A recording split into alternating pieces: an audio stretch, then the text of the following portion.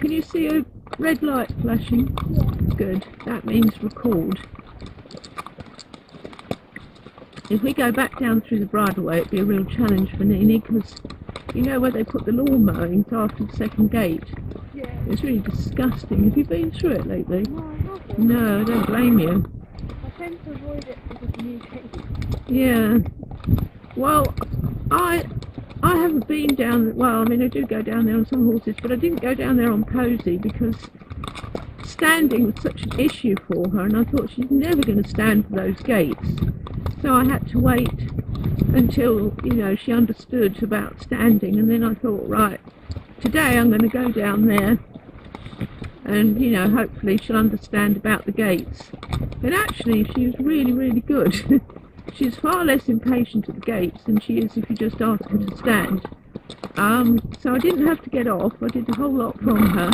So I've been down there twice now with her, so I know what she's like. And she'll be fine to kind of lead the way for Nini. I don't know that Nini will give it a go, but whether Nini will agree to go into that mire of mud and grass cuttings, lawn mowing cuttings, I don't know. We'll find out. Yeah, but yeah, it's shocking really what they've done, because it means that half the riding population can't use that route because it's just so unhorse friendly, isn't it? Yeah, it's really, well, it's not very nice. No, it's not nice.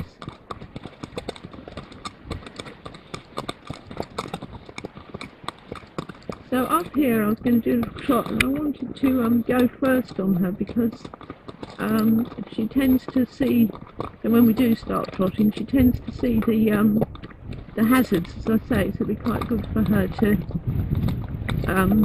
for me to have to show her what's expected. And they've taped off, there's lots of tapes up here now, so various tracks are off limit.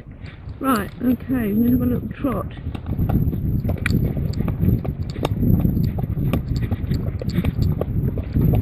And it's also good for Nini to spend some time behind, because she found that quite difficult to begin with and would hear things behind her. She's getting better.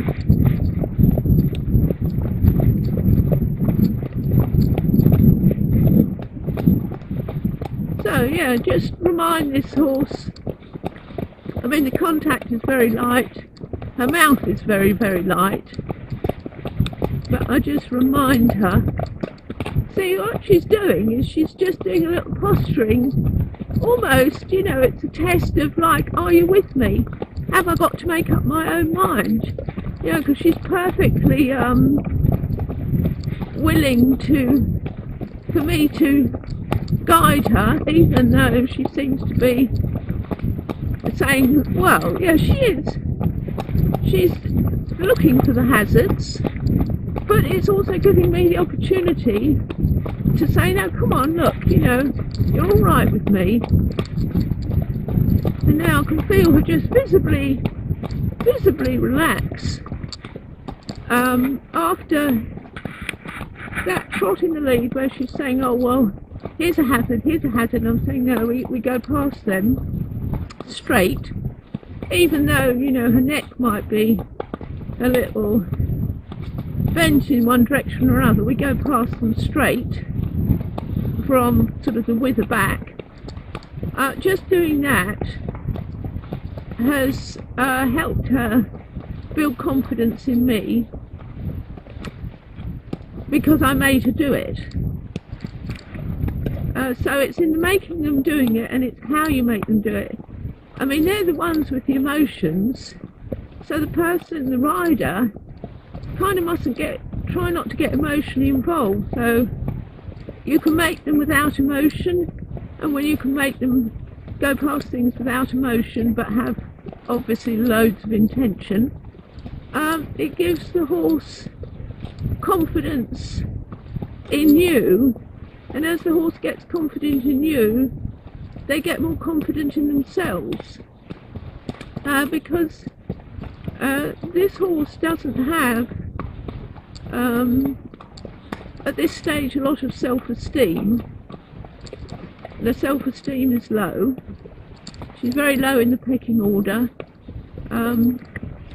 Well, near the bottom, and she doesn't have a lot of self-esteem and self-belief because nobody has grown that in her. So first of all she'll get confidence in me, and then she'll get confidence in herself, and then she'll get belief in herself, and she'll have self-esteem, which, just like people, horses' self-esteem can be very low, and generally riders and instructors don't necessarily believe in the value of a horse believing in itself, but we absolutely do encourage or like to develop the horse believing in itself. But before that can happen, you have to overcome all the what can I say? You have to overcome all the little issues and crinkles and whatever else before the horse will be in a position to think highly of itself. And that's a bit different from having attitude. Attitude isn't necessarily self-esteem, but we're not really talking about attitude at the moment. We're talking about self-esteem, and it's low. Good girl. Right. Okay, Nini, you came through there just fine. Now, will you go back in? When we first hit the forest here, Nini didn't want to walk. Oh yes, she's very good. She said, no, I'm not walking through that puddle.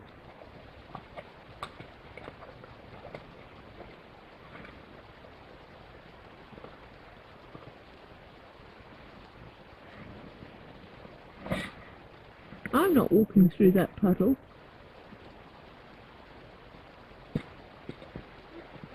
Good girl.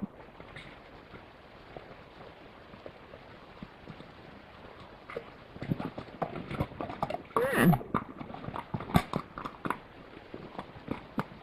Right.